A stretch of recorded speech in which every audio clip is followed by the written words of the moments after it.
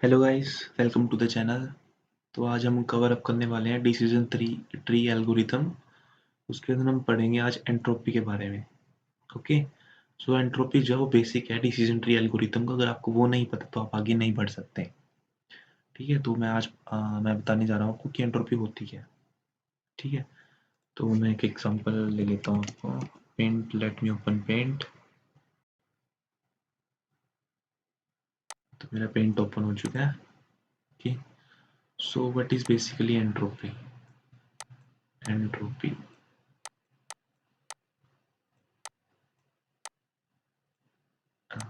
Entropy okay. तो ये होती क्या है?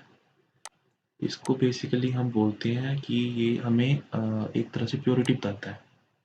प्योरिटी ऑफ डेटा या सबसेट्स बोल सकते हो आप।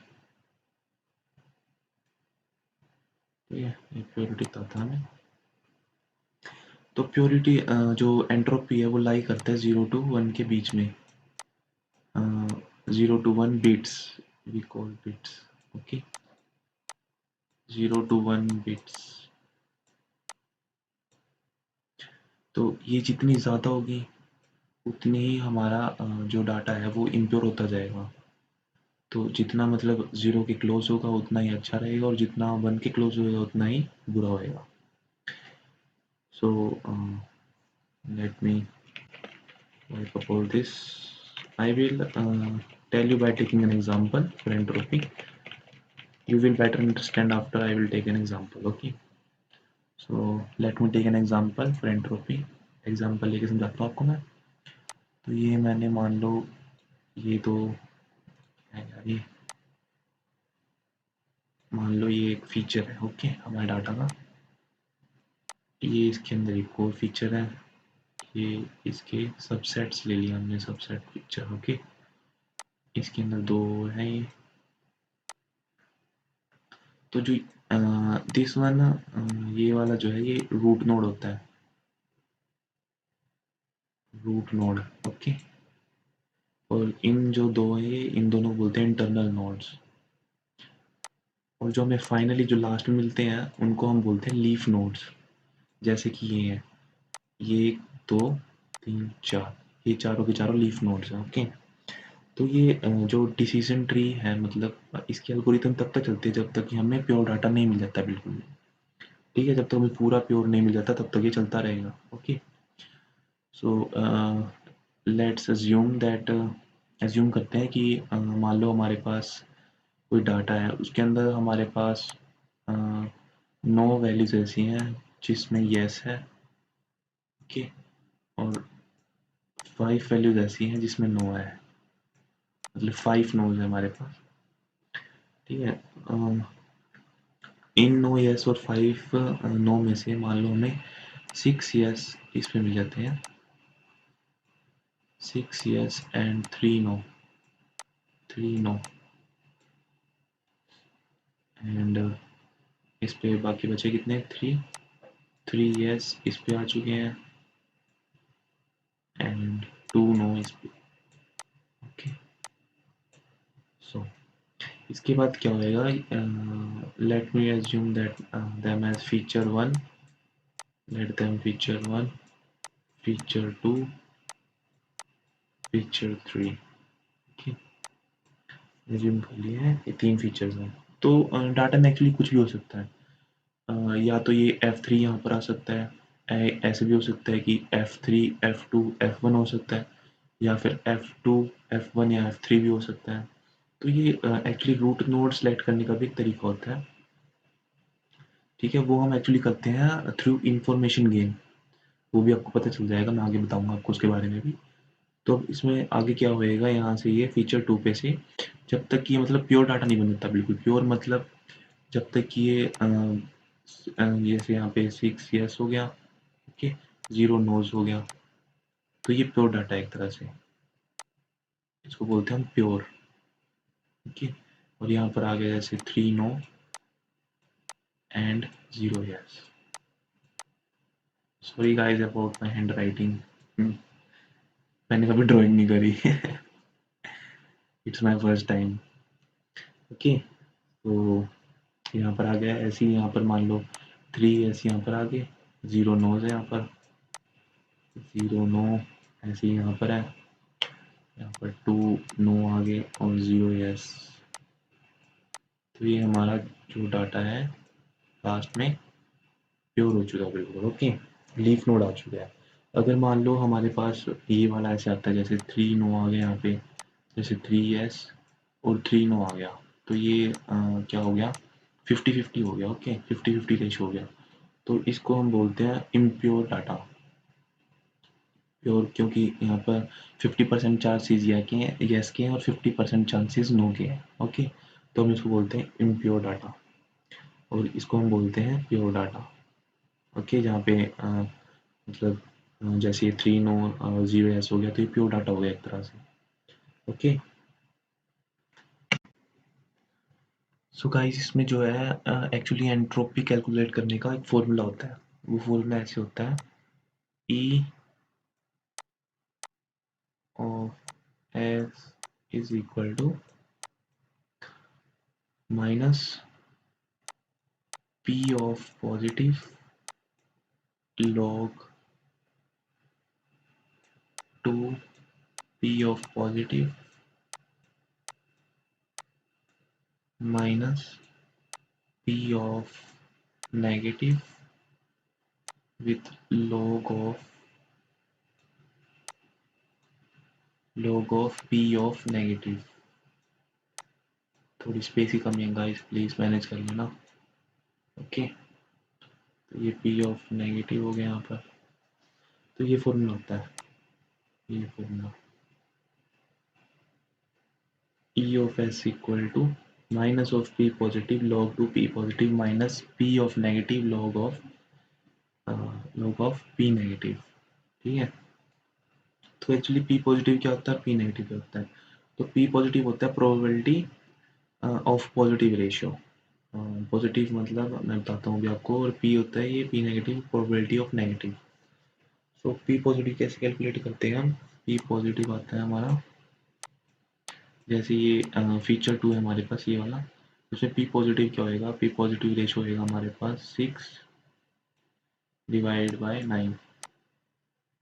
ओके, इन दोनों का सम, ये नो जो 3 दिया हुआ है, नो की वैल्यू 3 नोज है इसमें, इन दोनों का सम डिवाइडेड बाय 6, मतलब 6/9। ओके, तो ये पी पॉजिटिव आ गया। ऐसे अगर पी नेगेटिव निकालना है तो पी नेगेटिव होएगा हमारे पास इसमें 3/9। ओके, तो ये होएगा। तो हम ऐसे ही इन सब की ई एस कैलकुलेट कर लेंगे। ओके, तो आगे एक्चुअली ई एस का यूज़ क्या होता है, ई एस का यूज़ हमारे पास ई जी में आई जी में यूज़ आता है। Okay, I G is actually I G stands for information gain, info gain, info gain होता है इसका मतलब। मैं सोच चुका है, मेरे को पता है आपको समझ नहीं आ रहेगा। ठीक है, तो एक्चुअली मैं क्या करता हूँ, मैं इसको डिलीट कैसे करते हैं, um, 1 सेकेंड, भी कर दूँगा। इरेजर कहाँ पे है इसमें,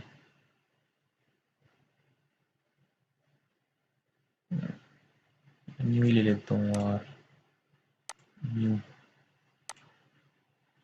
ठीक है, तो ये हमारे पास न्यू आ गई शीट। मैंने आपको अभी फॉर्मूला बताया था उसका, एंट्रोपी का। उसके बाद मैं आपको क्या बता रहा था, इन्फॉर्मेशन गेन। तो इन्फॉर्मेशन गेन होता है, एक्चुअली इन्फॉर्मेशन गेन होता है ऊपर से लेके नीचे तक पूरे टेबल का, पूरे टेबल का मतलब निकालना कि मतलब कौन सा जो वो है रूट वो सबसे अच्छा रहेगा।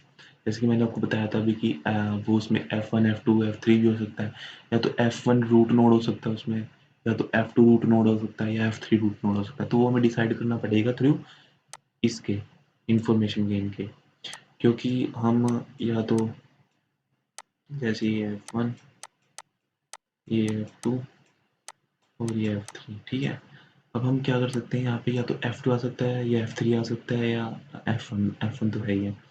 ठीक है, अब हमें कैलकुलेट करना पड़ता है इंफॉर्मेशन गेन के थ्रू कि हमें सबसे पहले हम लीफ नोड तक कहाँ से पहुँचे हैं, कि कौन सा वे हमारे सबसे ज़्यादा बेटर रहेगा ताकि हम लीफ नोड तक पहुंच सकें लास्ट में। ओके, लीफ नोड मतलब प्योर प्योर सबसेट तक पहुंच सकें हम। तो हमें इस तरह से मतलब डाटा को स्प्लिट करना होगा कि हम जो है लीफ नोड तक मतलब बहुत ही कम टाइम में पहुंच सकें। ठीक है, तो उसको हम इंफॉर्मेशन गेन के थ्रू कैलकुलेट करते हैं। तो उसे कैलकुलेट करने का तरीका होता है H of S minus summation of P of T into में H of T. Okay, where T belongs to capital T. So ये होता है H of S, sorry info gain, information gain. H of S क्या होता है actually? H of S होता है, जैसे हमने पिछले टेबल में देखा था, हमारे पास कितने थे? 9 यस थे और 5 नो थे शायद। ठीक है, ये थे हमारे पास। एच ऑफ एस क्या होता है? एच ऑफ एस होता है मतलब टोटल एंट्रोपी। ठीक है, मतलब इनको यूज करके हम एंट्रोपी कैलकुलेट करते हैं पूरे टेबल की। तो जैसे हमने करा था उसमें -9/5 यहाँ पर आ जाएगा, इंटू में log 2 log बेस 2 9/5, उसके बाद माइनस में 5 सॉरी यार 14 आएगा नीचे, यार मैं भूल गया, सॉरी सॉरी सॉरी, यहाँ पे 14 आएगा, टोटल लेना होता है नीचे 14, ऐसे यहाँ पे 5/14 log बेस 2 5/14। तो इसको जो आप कैलकुलेट करेंगे वो हमारा आ जाएगा एच एस। ओके, वो आ जाएगा हमारा एच एस।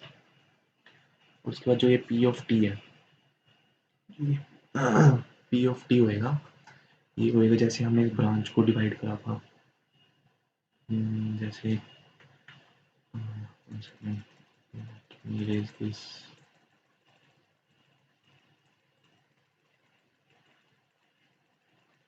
ठीक है, जो हमारा पी ऑफ टी होएगा वो होएगा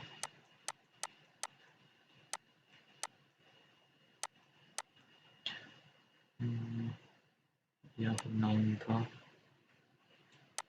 कोमा 5। ओके, 9 यस और 5 नो, तो हमने मान लिया यहाँ पर 6 ले लिया था, 6,3। तो ये पी ऑफ टी आप कैसे कैलकुलेट करेंगे? हम पी ऑफ टी कैलकुलेट करेंगे 6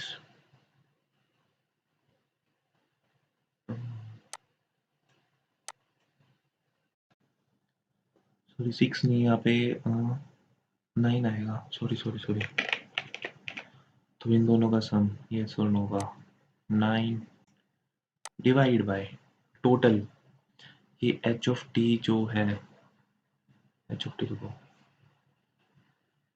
sorry P of T, P of T में इसको हम डिवाइड कर देंगे अब 14 से, टोटल ये 9/5 इन दोनों का मॉड्यूलस लेके मतलब सम लेके।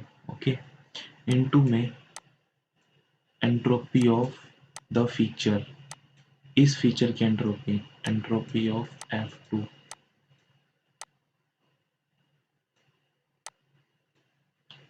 एंट्रोपी ऑफ F2, ये चीज। ओके, इस एच टी को हम एक्चुअली एंट्रोपी बोलते हैं ऑफ ईच फीचर, प्लस ऐसी दूसरे की निकाल लेंगे, दूसरे की क्या आएगी 3,2 था यहाँ पे। ओके, तो ऐसे इसकी निकल जाएगी 5 divide by 14, 5 divide by 14 into में entropy of F3, entropy of F3। तो ये हमारे पास आ जाएगा पी ऑफ टी में आएगा यार ये, एक्चुअली ये मैंने पी ऑफ टी कैलकुलेट करने वाला था पहले में, लेकिन आपको पता चल चुका है कि ये वाला पी ऑफ टी होता है। ओके, ये वाला 5/14 और 9/14 ये पी ऑफ टी होता है। जो इसको हम बोलते हैं, इसको बोलते हैं हम आउट आउटलुक। आउटलुक इसको हम डिनोट करते हैं आई से, आउटलुक। ओके, ये हमारे पास आ गया आई। इस चीज़ को कैलकुलेट करके पी ऑफ टी और एच ऑफ टी को कैलकुलेट करके हमारे पास ये आ गया आई। ठीक है, इसके बाद हमने क्या करना है, एच ऑफ एस हमने कैलकुलेट करा ही था। एच ऑफ एस हमने कैलकुलेट कैसे करा था, H of S is equal to, कितने एलिमेंट्स थे हमारे पास, 9, टोटल 9 और 5 है ना।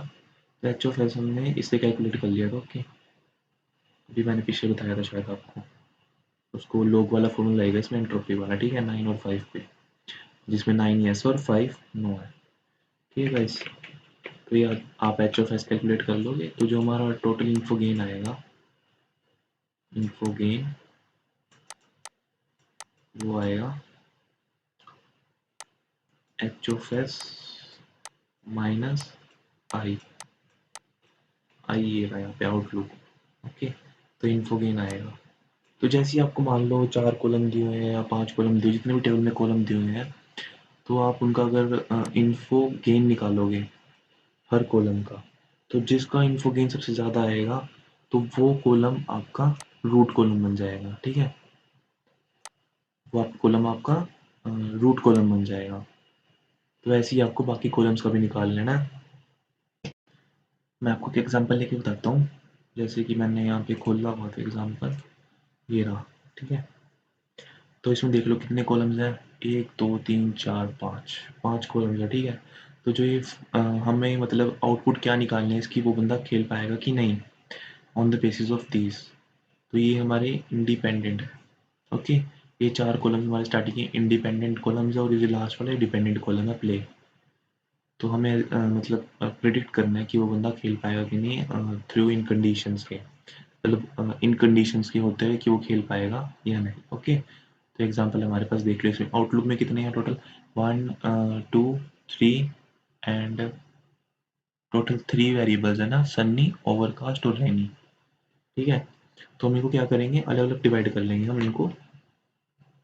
इनको कैसे कराएंगे इन्होंने, 1 सेकेंड, हाँ ये देखो, let me zoom a little late,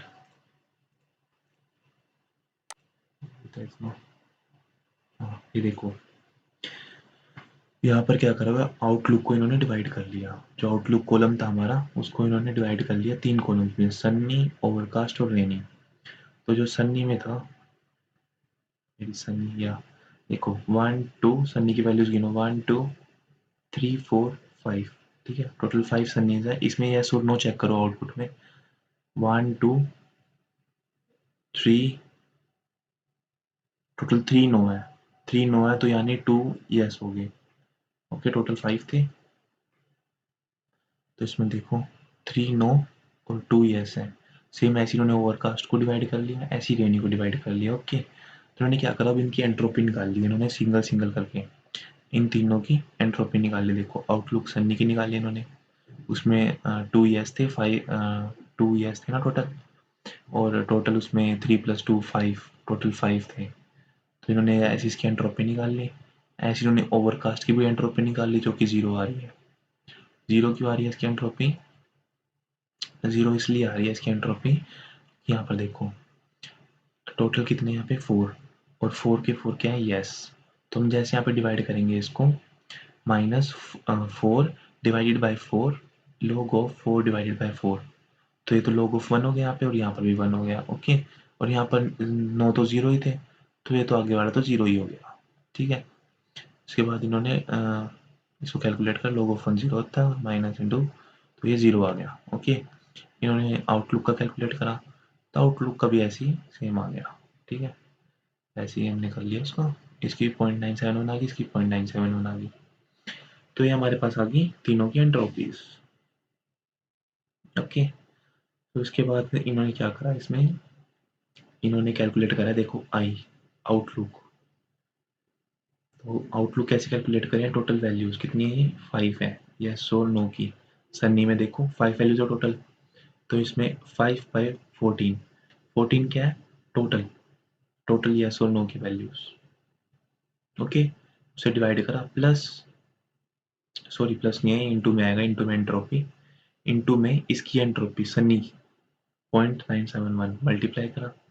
फिर नेक्स्ट ओवरकास्ट, ओवरकास्ट की क्या आएगी? 4 डिवाइड बाय टोटल 14 इंटू में 0, तो ये 0 हो गया। ऐसे ही नेक्स्ट रेनी की 5 डिवाइडेड बाय 14 इंटू में 0.971, तो ये हमारे पास आउटलुक आ गया।